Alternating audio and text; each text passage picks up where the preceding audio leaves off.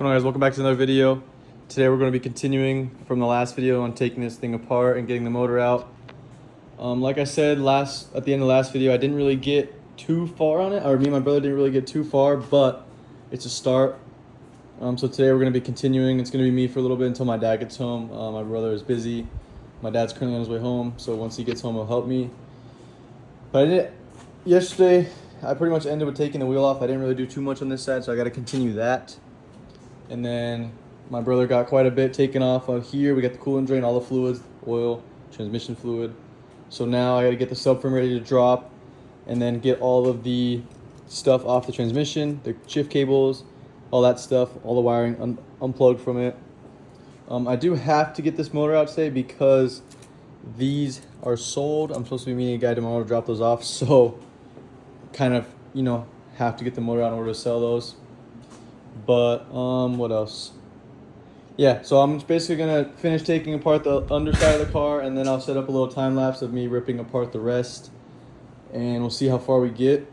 Hopefully just by the end of this video the motor is out, and then all the little stuff I can take out, like coilovers, all the dash pieces, the seats, the stuff worth money, that way I can get rid of the car and they can get out of our hair, because we do have a lot of stuff going on right now. So yeah, let's get to it. Let's start down here, probably start taking apart this on each side and then go from there, guys.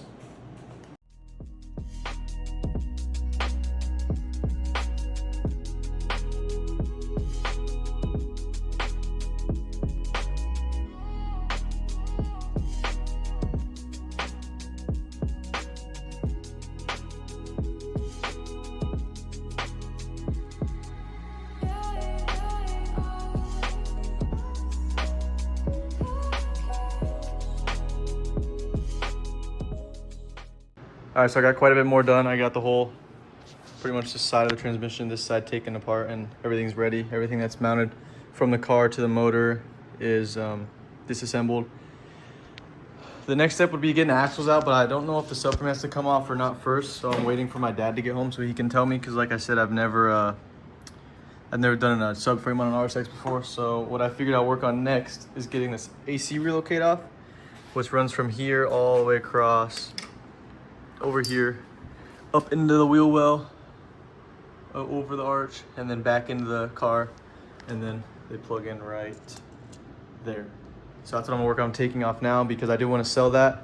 Since it's not stock, it is worth some money. So, and obviously I'm trying to get as much profit as I can, from buying this car. So I'm gonna take off everything that's worth some value and end up selling it. Like I said in a previous video, it does have the battery relocate, but I'm not sure if it's worth much just because of all the rework we had to do to the actual wiring harness. But I'm still gonna take it off and see. So yeah, I'm gonna start getting this guy taken off right here, and we'll go from there. So I was doing some investigation on how these AC lines are ran, and this whole, I'm not sure if this is a headlight harness. I'm pretty sure it is. All this little clump right here. I'm sure it leads to other stuff too. But from the impact of the hit, these wires got smashed in there. You can't really tell, but I mean, this one I can't even move. That is just stuck in there. And I got to get that out somehow, because obviously the AC lines run behind this. So that's going to be fun. I might have to end up cutting the body a little bit, which doesn't matter, but that might be the plan. I'm not sure yet. But yeah, I was just looking at this and like, oh wow. It is. I don't even know. I wonder if all these wires are like cut from that, because that's pretty a sharp corner. Oh, sorry. It looks like I dug into that quite a bit. Let's see what it looks like down here.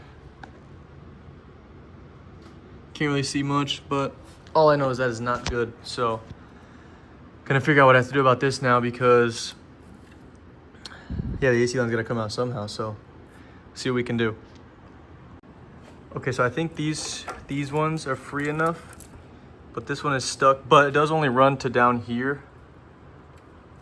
See, it just comes through right here to these wires. And these wires look like they're just a ground maybe, and then something else. But I'm just gonna cut them because it only leads to here, and it's gonna cause a problem. So I'm just gonna go ahead and cut them, and then that should hopefully free up the AC lines enough to be able to pull through. I don't know, they're pretty tight in there. obviously everything when it got hit, everything like kind of pushed back, and this whole, you can see this whole metal piece right here is bent. So it's probably originally out here a little further maybe, and just getting it pushed back kind of wedged everything into place. So I'm gonna see what we can do to get these AC lines out right now.